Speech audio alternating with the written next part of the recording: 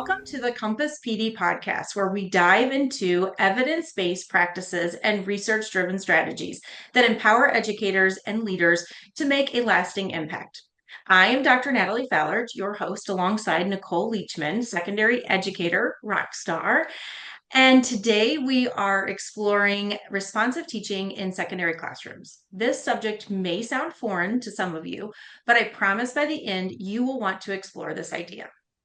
So, whether you're a teacher, administrator, or district leader, our goal is to provide you with insights and tools that help you navigate the complexities of education and inspire student success.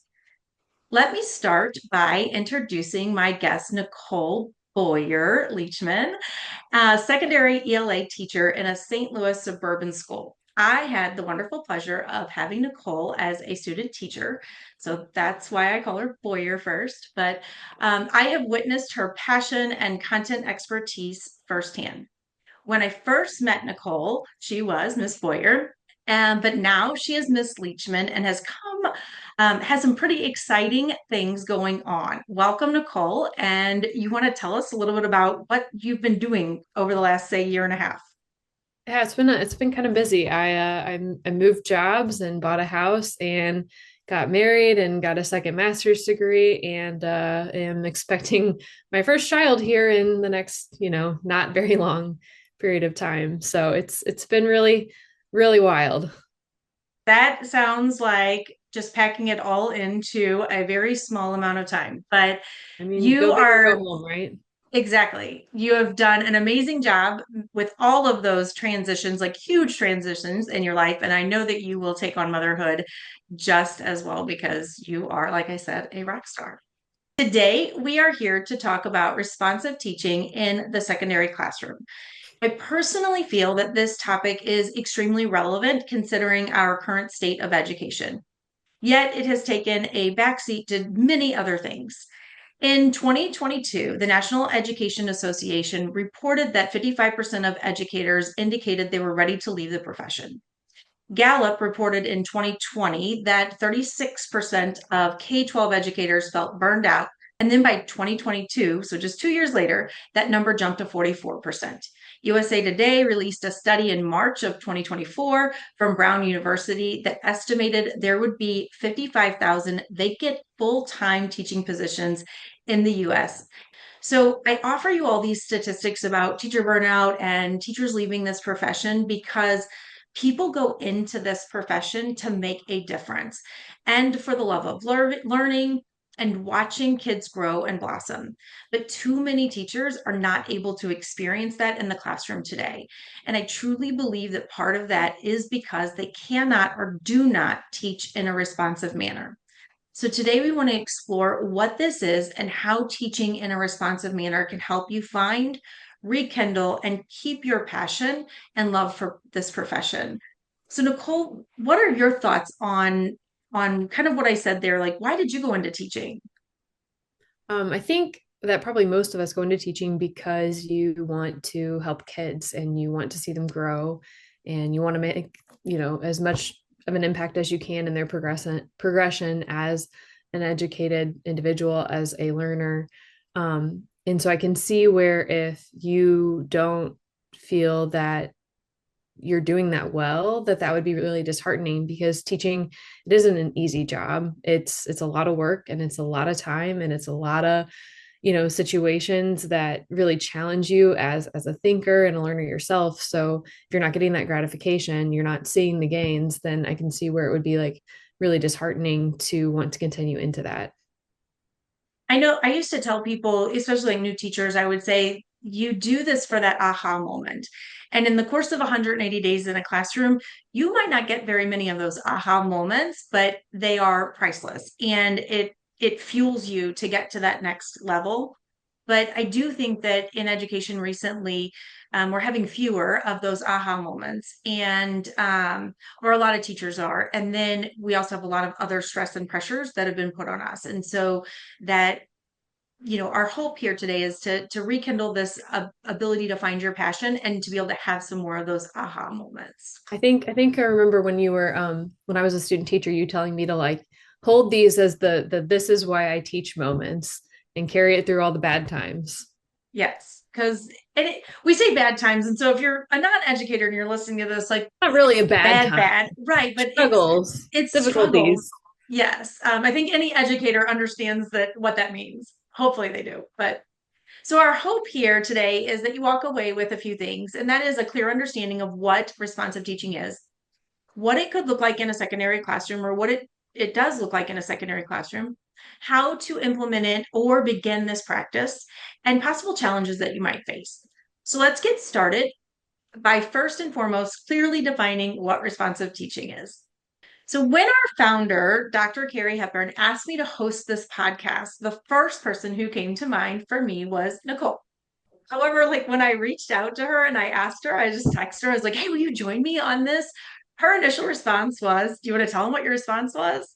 It was a maybe. What do you mean by that? Are we sure that I'm qualified to speak on that? So this totally made me crack up because she was the my first go-to, and her response was, do I do this? And my response back to her was like, yes, you totally do this. And too often we naturally do things in a classroom, but we don't really know that it's an actual thing or we don't know the name of it. And so we just inherently do it because it's what's best for kids. I was not worried by her response because I have seen her in action and I know that she does this on a regular basis. So, what is responsive teaching? Responsive teaching is where a teacher adjusts their instruction to meet the needs of their students. And essentially, you meet them where they are and not where you think they are or where they should be. Um, you need to figure out where they are at this time. And I used to, like, when I taught 10th grade, it didn't matter. Like, I would have wanted them to come in ready to go reading at the 10th grade level, but it didn't happen all the time. And I couldn't sit there and be mad or aggravated because they came to me less prepared than I wanted them to be. I had 180 days and I had to figure out how to get them where they were to where they needed to be or as close to that mark as possible by the end of the year. And so that's kind of where that starts. And so Nicole, what are your kind of thoughts on like when I broke down and gave you the definition of responsive teaching, I think you were like, "Oh yes, I do this." Yeah, I think really responsive teaching, like you said, comes down to meeting kids where they are. And I think that you can figure that out in a variety of ways. I mean, it might start with like pre-assessments, whether that's like a holistic pre-assessment that you give them at the beginning of the year or a pre-assessment that you give them at the beginning of a unit. It could be observational. So in I teach English, so with English, whenever they do writing, if I notice that I'm consistently seeing the same errors over and over again, then I know that that is something that maybe we need to go back and look at. But I also think that a lot of times just talking to kids will give you a lot of insight into where they're at as learners and what exactly they need, because they'll tell you a lot of kids are really self-aware of like, oh, I struggle with X, Y, or Z. And so then you can go in and tailor your instruction to meet those needs. So I love that that whole idea of just talking with kids because I know that one year, whenever I taught the research paper, part of my grading of it was I didn't grade the research paper. I talked to the kid. I was like, "Tell me what you researched. Tell me what you're." And it was amazing that I had kids who turned in these full blown essays and they couldn't talk to me about like about the topic that they had, and I was like, "Oh my goodness, that is very telling that I." Somewhere we missed the ball. Like, yes, they had this written piece done, but They they didn't really absorb the didn't. content at all. Right, like they weren't engaged in the material in any way, shape, or form, and couldn't just have a conversation. And so that was another thing that kind of shifted for me was I need to be having regular conversations with kids about like put the book away, put the paper away, just talk to me about your topic. Because if you can't talk to me about it, then and if you can talk to me about it, I know where to take you. I know where to help you and how to help you. But if you can't, I also still now know how to help you because I've seen the disconnect. Now that we kind of have this clear understanding of what responsive teaching is, we want to talk about the practical applications and possibly some strategies, some things that what does this look like in a classroom, or can you give some examples of how this experience is in your classroom, Nicole? Yeah, so since you texted me and gave me a little bit more information about this, I've been thinking about different ways that I that I do this, whether that's on a daily basis or a weekly basis or kind of large scale. So I think in the English classroom, one of the most clear examples that I can think of is with grammar. I teach sophomores and seniors, and I think that often I want to believe that my students will come to me with these internalized grammar rules because I know that they're getting them over and over and over again in middle school even in elementary school and in early high school. But that is actually not always true. And I think that probably most of us, when we read posts on Facebook, understand that most Americans maybe don't have the best internalized grammar. So, anyway, that's beside the point. And When I will interject and say that Nicole has beautiful vocabulary, language, grammar, all of those things. Like she is amazing at it. And so been a work in progress. And looking back at my high school writing, I didn't have great grammar either. My point, all this to say, is that when I start looking at my students' writing, whether it's a formative assignment or a summative assignment, what I'm looking for is what are some errors that I'm seeing whole scale, like what are some errors that the entire class is making, but then also kind of targeting to kids of what are some individual errors that maybe a certain kid is like missing the ball that everybody else is getting. So, for example, my one of my classes just turned in an essay in which they had to incorporate elements of an interview. And as they were working on their rough drafts, and I was looking at their rough drafts to get, more information of where we're at, I noticed that a large percentage of them were not punctuating dialogue properly. They weren't doing like the comma quote or that. So I did like a 10-minute lesson at the beginning of the hour one Friday about how to punctuate dialogue. And then I said, okay, now go back to your essays and find where you haven't done it and fix it. And then stop making that error for the remainder of your paper because we were still in the drafting phase at that point. For a lot of them, it was a game changer. It fixed it. I haven't seen the issue since then, but it was like adding that practical application of something that they were working on in that moment, that here's how we can fix it. And it took 10 extra minutes of class time. It wasn't a big thing at all. But still responsive. And on a smaller scale, if I see like a kid who's making like an individual error, then maybe it's as easy as like going and talking to that kid during writing conferences and being like, hey, consistently you are doing this wrong. Here's the right way to do it. Now we need to go through and look at your paper and fix all of it.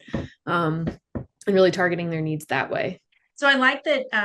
I think that a lot of times as secondary educators, we run out of time or we're struggling with how do I fit it all in? And so we do the whole group lesson. We'll see a couple kids doing a mistake and we'll just do a whole group lesson. But I love the fact that you also pull out that idea of having individual conferences with students, because another thing that you can, think about as a teacher is that maybe a third of your class, like maybe a small, like there's some numbers, but not whole class, pulling 3 or 4 kids together and saying, hey, let's do a really quick. I notice you guys are all making the same mistake.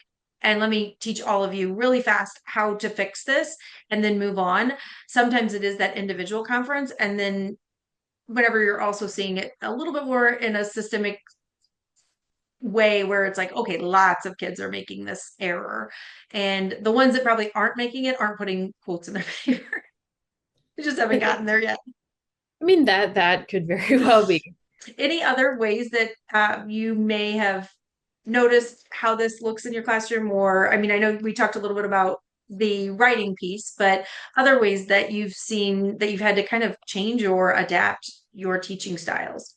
Yeah, I think that another thing that I've noticed is that I don't think that my instruction stays the same, not completely the same, at least from year to year, because every year you get a different group of kids who has different needs. And if you're doing the same thing year to year, either probably you're leaving kids behind that need more assistance, or you're boring your kids to death because they already know that. For example, this year, last year in one of the units I was teaching, it was related to like literary elements. And I had a group of kids who were really, really struggling. So struggling to identify like tone and theme and characterization and all these things that go into both reading and the writing aspects of teaching English, since they feed each other. So at the beginning of the year, I did a lot of really targeted lessons, like, okay, well, this is what tone means. And then we'd look at text and analyze for tone, but it was like a lot more hand holding. Same thing with theme and characterization, where this year, when I gave my students like a pre-assessment at the beginning of the year, what I noticed is that They had a really good grasp on it, and they were really good at citing text evidence to support their analysis of all these literary elements on like the base level that I would expect of them. So there was no need for me to go back and reteach all these skills that they already had, because like what's that going to do for them? It's just going to beat them on the head with something that they already know. So instead of that, I might do like a 5 or 10 minute recap at the beginning of the hour, like a little mini lessons, like, hey, just in case you forgot, or just to like as a reminder, this is what tone is. These are the things that you need to be looking for. But more of my instruction went into like the analysis of mentor text and taking that next step of like, okay, it's like we have the tone, we have the theme, but like, how does this impact us as readers? Or looking at it through a different lens of like, okay, this writer is doing this. How can you emulate that style, or how could you use that as a writer yourself? So I like that just kind of recapping what you said there is that you don't rinse and repeat or recycle your lessons year after year, that you really look at your students sitting in front of you and say, okay, do they need the lessons that I taught last year, or do they need something different? And with the new students that you have this year, I just think that it's amazing for them because they got to be pushed a little bit more, which is probably challenging them, which allows them to be a little bit more engaged, and they're not bored in the classroom because you noticed where they were and met them in that spot instead of where you were comfortable. Not, I know that you're comfortable doing anything, but instead of being like, well, this is what I did last year and I'm comfortable doing that, you changed and adapted to your students. Yeah, I mean, I try to do that as much as possible. And that's not to say that like I don't reuse lessons from year to year if Right. I can, but I don't go in with the mindset that I'm going to just do exactly the same thing that I did last year. Because I might not need to. One Well, other thing I thought too is about like being responsive to the world, because our world is completely changing. And so like, mhm. how can we adapt what we're doing to like, I don't know, prepare kids for the 21st century? So like AI, that's a huge challenge that we have. So we can ignore it, or we could try to figure out how to teach kids to use it like appropriately and productively. And I don't necessarily have all the answers for that, but that's definitely something that I've been thinking about as well, of how can I be responsive to those changes. We just recently did a podcast on AI and talking about, I also took a master's course, that I don't know what that is, but like I do know what it is, but I don't know how to explain it. Either way, it was on AI, and it's just interesting how you can use it as a tool to help you, but we don't want it to replace us. And so teaching kids, how do you use this? Like I have twin boys who are 10th graders, and unfortunately Nicole moved schools before she could teach them. I'm not very happy about it, but um they they use chat gpt, and I was like, you can use this to enhance your writing or to use as brainstorming to make your to get started, but you don't want to use it to replace your writing. Being able to teach that and explaining that to kids, I think, is important. Or use it for feedback. Yes. So that is, we could have lots of conversations on Yeah. AI and how you could use it in a classroom. So let's kind of shift into our third topic, which is looking at the challenges and possible maybe some solutions, or even just those challenges that teachers face when they are trying to be responsive. So, Nicole, like, what is one thing that you think about as a challenge or an obstacle to being a responsive teacher? I think the challenge to being a responsive teacher is the same challenge that we have with a lot of things in education, in that we don't have enough time. We don't feel like there's a finite amount of time, and there's a million things that you have to get finished in that amount of time, whether you're talking about the standards, or you're talking about curriculum, or you're talking about school sanctioned things that you have to do. And there's this pressure of, am I going to have the time to do everything that I need to do? And so I think a lot of the times our first impulse is like, well, we just have to soldier on. Like we got to go, we got to push through, versus taking the time to figure out what kids really need and then adapt our instruction. And maybe that means adding in extra lessons that you don't feel like you have the time for. I don't know. I guess maybe it's like the equivalent of going like wide versus going deep in content. In some cases that you got to check all the boxes, or you feel like you have to check all the boxes, but I think that you really have to like do the self-reflection of like, okay, like what is most important to me? And then what small changes can I make to still be like respectful of that finite amount of time, but then still be responsive to the things that my students really need to be successful. This is something that I know about you, and we both taught together in the same school district at one point. We are stuck. We have to meet the standards, right? Like every district in any state has to follow certain standards because at least in high school, they're taking these end of course exam tests or whatever that you're being judged and held accountable for. We sometimes get stuck in that pattern, but we were both very fortunate in a district where we could stray a little bit and that they gave us that leeway, I guess, and Ability. they trusted that we were not cutting corners, but we knew where our kids were and we went there. But you recently moved districts and now you're in a larger district Mhm. and in a larger school, and so now you have this bigger PLC network in a sense where it's like, hey, we're supposed to, this is what we're doing. It's not that we want to people to go rogue, but there is that kind of finding that balance of when I shut the door in my classroom, I am still teaching the standards, I am still being compliant with the direction that we're going, but I might have to skew a little bit because my kids aren't there yet. I also think about like the zone of proximal development. And if my kid is in this zone and I give them material that's way up here because that's what the district says I should do, or that's what the state says I should do, I'm teaching above them. They're not getting anything. So it's like just throwing stuff and it not sticking. And if I'm below them, then I'm not pushing them either. And so it is important for us to find where their zone of proximal development is in that learning progress for those standards that we are expected to teach. I think that's where the encouragement I would love to give a teacher is that you want to do what's best for kids. And so if you can teach within that zone, you're going to start seeing a lot more of those aha moments. I don't know if I have advice for like, we always just did it. Like it just inherently knew that this is what was best for kids and that I wasn't hurting them. And so, how have you made that adjustment in your new district? It's getting a better understanding of the curriculum within that PLC or whatever, and figuring out, like still doing what the PLCs do, still doing the things that we need to do, but finding those ways to supplement as best I can for those kids that need it. So I love that you say that because if you were to ask me what one of the obstacles or challenges are for this is I think that a lot of secondary teachers lack some of the intervention knowledge and skills. And that's because we're content experts. We come in and we can tell you about Shakespeare and we can tell you about these literature pieces, but you ask me, like I did my dissertation with a group of struggling readers, and if you ask me like how do I help this kid who is reading on a third grade level, I don't know how to teach reading. Like that's not my thing. And so how do we intervene? And I talk a lot about like you said something about teaching theme.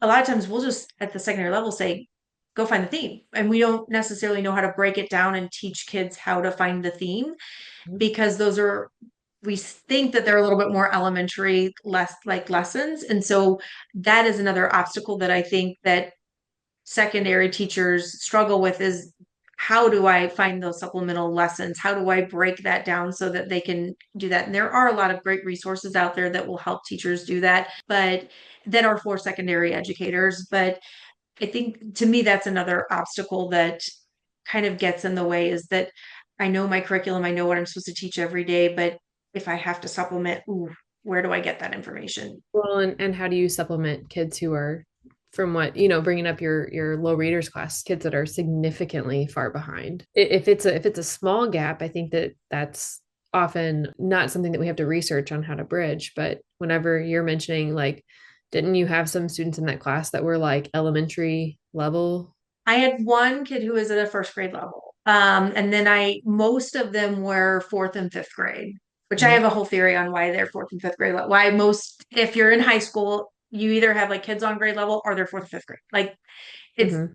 you don't have very many in the middle. And I have this theory on why, but that's That's too enough long for of a another theory day. for not this podcast. But if I kind of go back and recap what we've been talking about today is that looking at what is responsive teaching, and it's really about meeting your kids where they are. And you can do that through observations. You can do that through formative assessments, to do that through conferencing or having conversations with your students, what that can look like. I know we focused mostly on what it looks like in an English classroom, but you might notice in a social studies classroom that, or in a science classroom, that kids are really struggling with the text or with graphs or something along those lines. And you might have to teach a lesson on what that looks like. How do you read a history textbook? How do you read a science textbook? Or why is it important to pay attention to graphs? That content area So literacy. Yes. Then we kind of talked about some of those obstacles that can get in your way. And a lot of it is that time. But if you really want to find your passion and be able to see these aha moments, this is something that is worth investing your time into, is digging in so that you can help your kids and they can become independent learners versus you doing all of that work for them. So I hope these insights help you navigate your educational journey more clearly and confidently. Please feel free to share your thoughts or experiences. I'd love to hear from you. And if you found today's episode valuable, consider sharing it with a colleague who might benefit from this message. Next week, Dr. Stephanie Brenner and Dr. Stephanie Evans will dive into dyscalculia, which is the math version of dyslexia. Since October is Dyslexia Awareness Month, so be sure to tune in to learn about what this looks like in math. Thank you for joining us on the Compass PD podcast. Remember, at Compass PD, we believe that every educator has the power to inspire change and transform student learning. Stay focused, stay inspired, and keep making a difference. Thank you so much, Nicole. I am super excited that you were able to join me on this podcast, and I cannot wait to see that healthy baby that you're not finding out what it is. Thanks for having me. It was fun.